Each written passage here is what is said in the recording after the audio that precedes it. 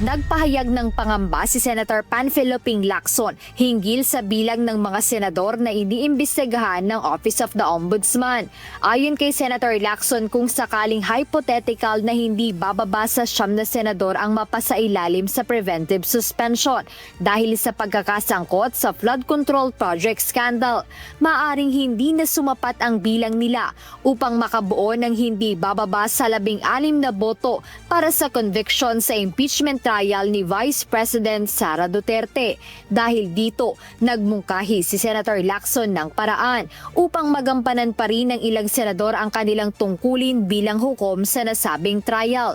Isa na rito ang paghingi ng permiso sa Sandigan Bayan upang payagang dumalo at bumoto sa trial ang nakadeteneng senador sa ilalim ng pagbabantay ng Bureau of Jail Management and Penology o BJMP, kung saan ayon kay Senator Lacson, maaaring magiging senator judge by day o nakasuot ng robe sa umaga at detainee by night o balik uniforme ng PDL sa gabi. Kaugnay nito, iminungkahi niyang pag-aralan kung ang preventive suspension ay sumasaklaw lamang sa kanilang trabaho bilang mambabata sa Senado dahil posibleng hindi kasama sa suspension ang pagganap nila bilang senator judges kung ituturing na hiwalay na entity ang impeachment court sa Senado. Bukod dito, isa pang simpleng option ayon kay Senator Lacson ay ang pagpapatigil muna o pagpapaliban ng impeachment trial hanggang matapos ang 90-day preventive suspension ng akusadong senador.